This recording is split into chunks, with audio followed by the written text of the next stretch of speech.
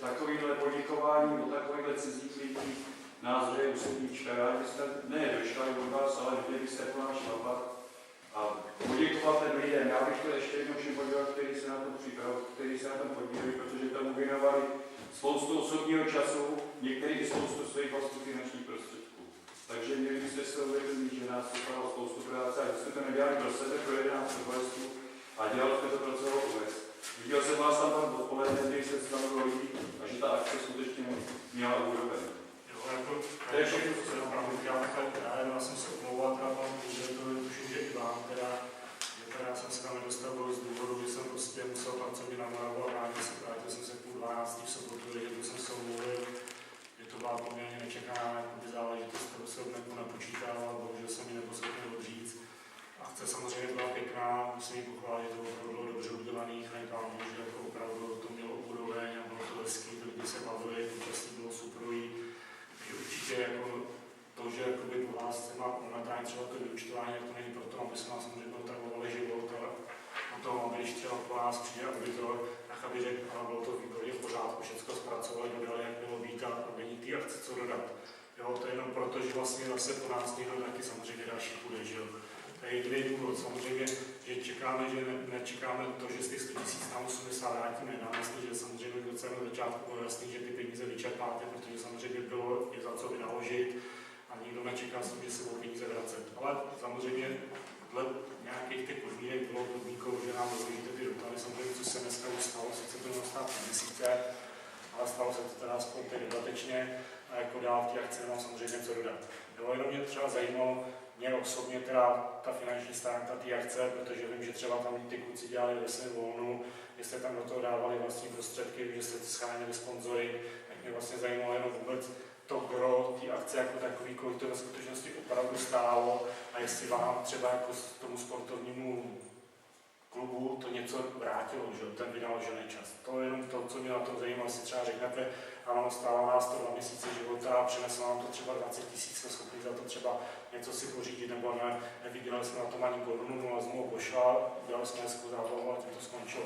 Jediné, co mě na tom vyučtování mě osobně zajímá. Já bych tomu ještě s dovolením dodat, když už se tak hodnotí obecně,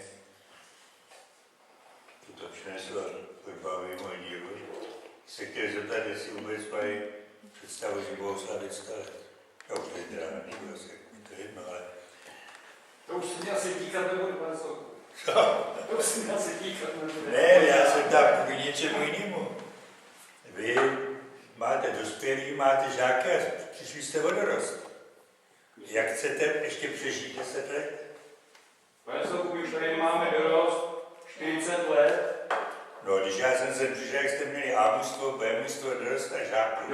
Dorost jsme tady měli, to sledujete tady pana Drobního, až mu bylo 15 let, Milane, je to pravda. A no já to vím, jak já jsem tady, dorost tady byl naposledy 4 klukům, jako je pan Drobný, byl 16-17 let. Ten dorost trénovali pan Novotnej, Milane, je to pravda. Ten dorost tady trval 3 roky. Pak skončil, protože výtluci došli do dospělých a přestali fotbal bavit a dorost skončil, takže jako pozor. Ale ne, já vám to říkám proto, protože mám ke sportu obecně a k fotbalu obzvlášť nějaký vztah. Léta jsem ho dělal. Jo, já vám říkám, tak jako vám říkám, že pěstovat soutěž nějakých dospělých bez zázemí mládeže, dorostla to, tak to necudrují fakt. A já vím, že s tím jsou potíže, protože... Já nechci zdržovat schůzí fotbale, ale když jste o tom začal, tady už není dorost 40 let. A dneska máme 40 let, dneska máme tady A mužstvo, máme tady 16 lidí, máme tu jednoho přestolního fotbalistu, 15 hráčů je blízkých odchovanců. Takže asi to děláme dobře. No já, co jsem slyšel, tak jste to rozrušili. Dorost jsme zrušili před 40 lety. Jak radši si ho zrušili. Když tak radši. Já jenom říkám obecně, když už se baví o hodnocení, co fotbalu přinese, jo? Ale že informace jsme nějaký dostali. Já bych jenom k tomu chtěl říct, samozřejmě taky jsem se na ty akci podílel poměrně velkou měrou. Myslím si, že co to bych to chtělo v první řadě. Ano, obec tu akci podpořila.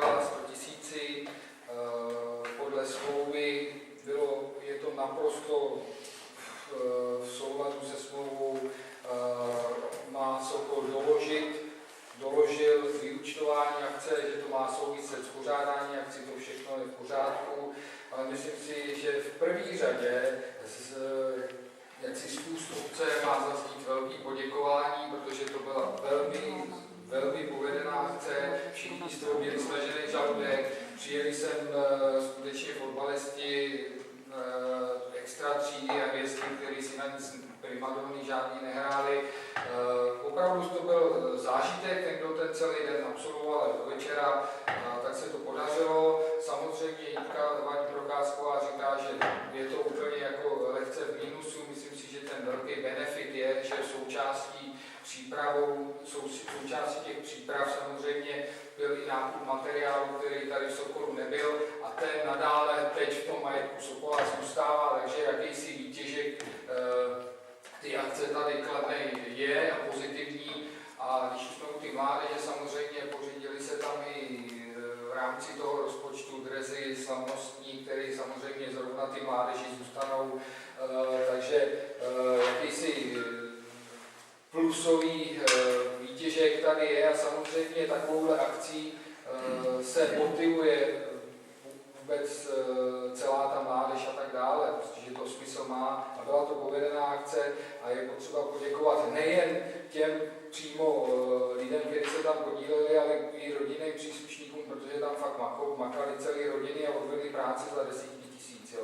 Takže myslím si, že na to, jak se o to složitě bojovalo, o ty peníze, což mi přišlo neúplně tak důstojný, tak právě, aby tady za 100 let ten fotbal byl, tak si myslím, že ta obec musí stejnou měrou, tak jak to podporovala teď, tak v tom prostě vydržet a skutečně vstřícným způsobem jít těm aktivním složkám tady v obci na jaksi celý.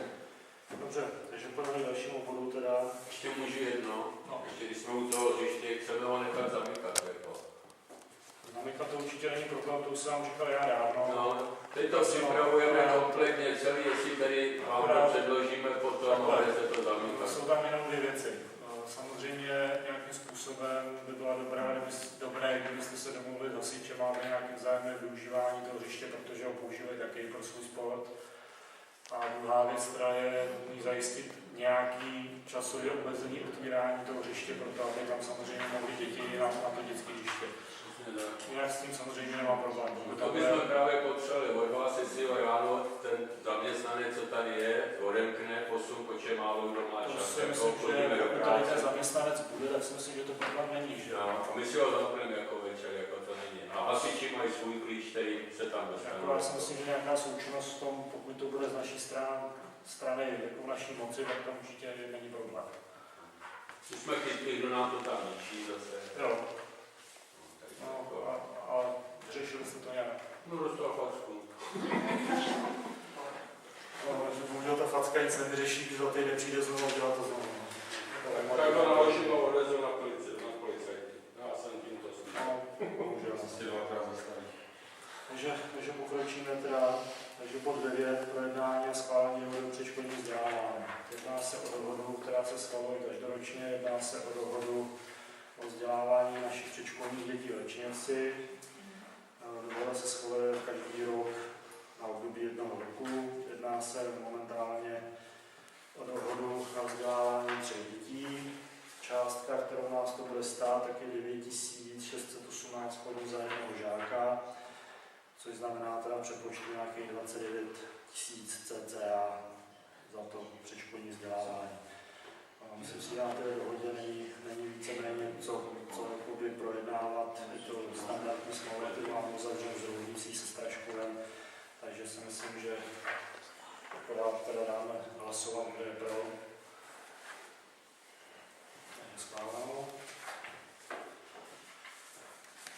Další bodem je teda projednání členství obce ve sdružení obcí s nakládání s odpady. Jsme jedna z mála obcí, která tady v okolí není členem tohoto sdružení. Tím, že my jsme sami od prvopočátku, kdy teda v roce 1995 tohle sdružení vznikalo, tak to pro nás to následné vstoupení do to členství bude stát trošku vyšší prostředky, než to stálo na samém začátku, ale přinese nám to, že obec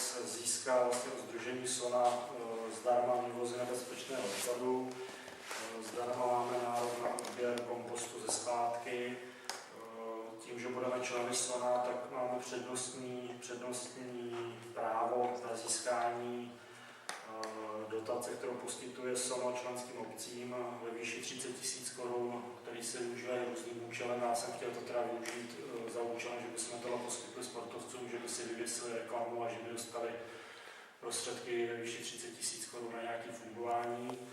Takže si myslím, že ty členské poplatky, které se standardně pohybují pro nás, tuším asi ve výši 4 500 korun za rok, za běžné členství teda, plus teda ten vstupní poplatek, který je bohužel trojnásobek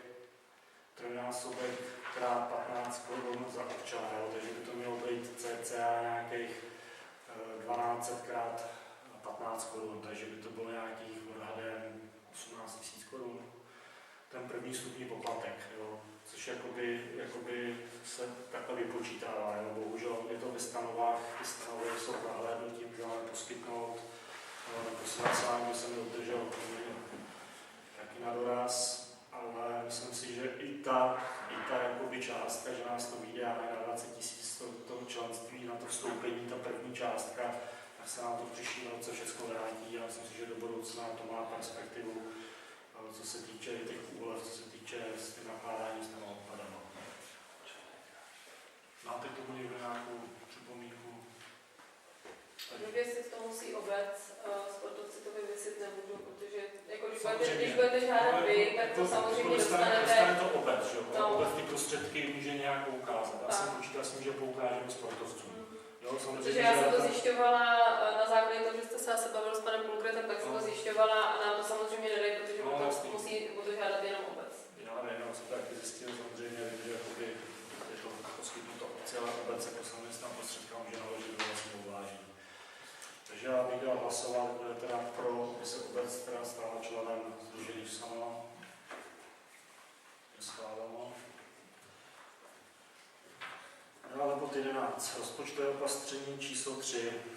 Jedná se opět o příjem dotace na zaměstnance od úřadu práce.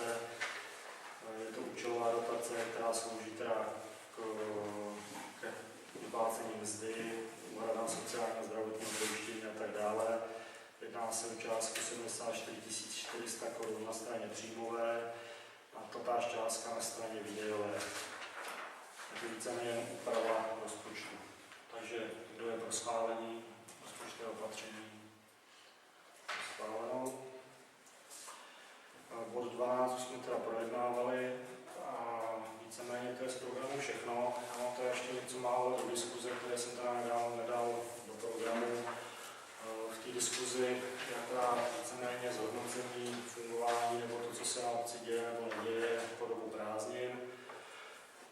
Takže konala se běžná údržba obce, což všichni víte, zametání, sekání a tak dále.